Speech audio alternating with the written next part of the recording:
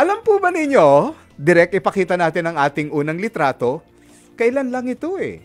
Isang sikat na personalidad ang pumanaw. Although si Dinkudu ay batang-bata pa at 66 ay pumanaw na siya at napapabalita na nagkaroon po siya ng matitinding karamdaman. Direct, ipakita nga po natin na ito ang mga karamdaman na maaaring nagsuffer po ang pumanaw na aktor. Itong tinatawag nilang kidney failure. End-stage renal disease o kaya ay chronic kidney disease, more popularly known as CKD. CKD. Okay, alam nyo na po yan. Marami sa mga Pilipino ang may ganyan. So direct, pakita po natin ang ating picture number 3. Marami kasi ang nagtatanong, sino ang pwedeng magkaroon ng mabigat na problema sa ating bato o kidneys? Dito daw sa ating bansa, kadalasan, kung hindi sa diabetes, ito daw ay dahil sa alta presyon. So pinaparating po natin sa kanila ang ating lubos na pakikiramay. And live, dito po sa studio, si Dr. Adolfo or Adi Paraino, isang transplant surgeon mula sa National Kidney and Transplant Institute. Again, yes. Magandang maga po. Magandang hapon. Doc Adi. Sige po, kanina tinalakay natin tungkol sa kidney, no? Yeah. May questions kagad eh. Ano ang function ba ng ating kidneys? Ang kidneys kasi taga-sala yan ng ating katawan ng mga toxin. So, nilalabas niya yung mga toxin ng katawan. At the same time, tumutulong din yan sa paggawa ng pula ng ating dugo. Siyang nagbibigay ng hormones para ma-stimulate yung ating mga bone marrows or bones para gumawa ng dugo. At the same time, tagagawa rin ng ihi para if ever may misbalance sa intake natin ng fluid, nilalabas na yon para hindi tayo malunod sa sarili nating iniinom na tubig.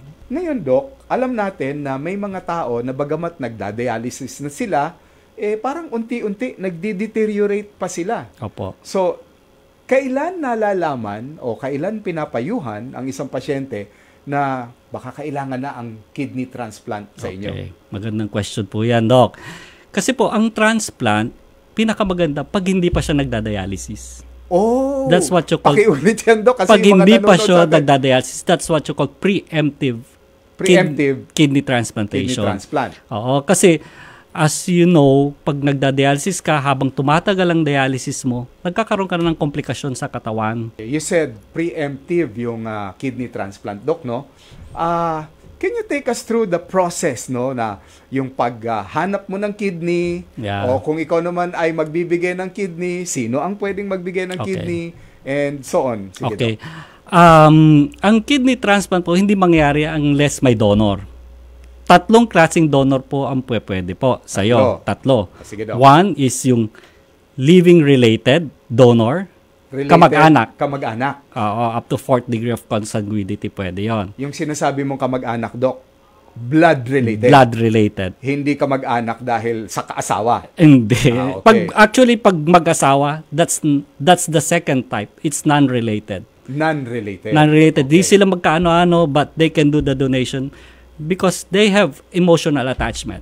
Okay. Yung sabi mo kanina, doon sa kamag-anak, hanggang 4th degree consanguinity. Yeah. Meaning, ano yan, Doc? Pinsan, pamangkin, gano'n? Hanggang pinsan, pamangkin. Yeah. Okay. Yung isa naman, non-related. Non-related, hindi mo kaano-ano. Pwedeng barkada mo, kaibigan mo, katrabaho mo.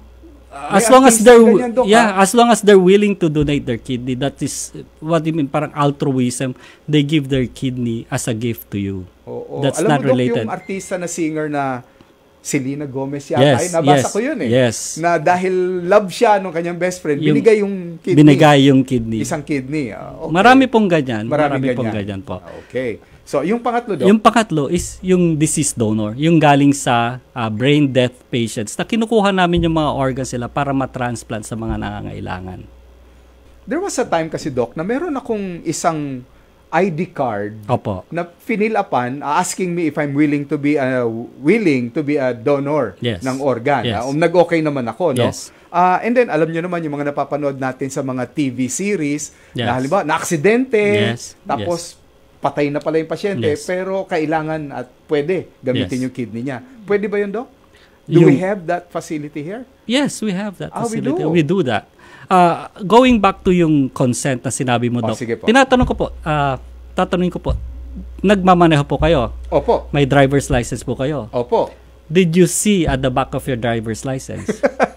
Hindi ko naman binabasa. Meron ba nagbabasa sa atin nun? Basahin niyo po. Nandun po, sa likod ng driver's license niyo po, na gusto niyo pong mag-donate at nandun po ang blood type. Oh. Ang pakiusap lang po namin, pag umuo po kayo dun sa driver's license is, you tell your legal next of kin. Asawa ninyo, kamag-anak. Kasi po, kahit na meron po kayong dokumento na pinirmahan na gusto nyo mag-donate ng kidney, we always get the consent of the legal next of kin before we get the organ. Yeah. At the moment na na-establish na yung brain death, ilang minuto yung paghiwa at yung pagkabit ang pwede na viable pa yung kidney na to. At yung pasyente na tatanggap, nasa na siya? Naghahantay ba siya sa coffee shop? O siya ba nakahiga na at nakaprep na rin? Sino ang pwedeng mag-donate? Edad? Ayon sa alituntunin po ng ating ospital, 21-year-old and above. 21 and above?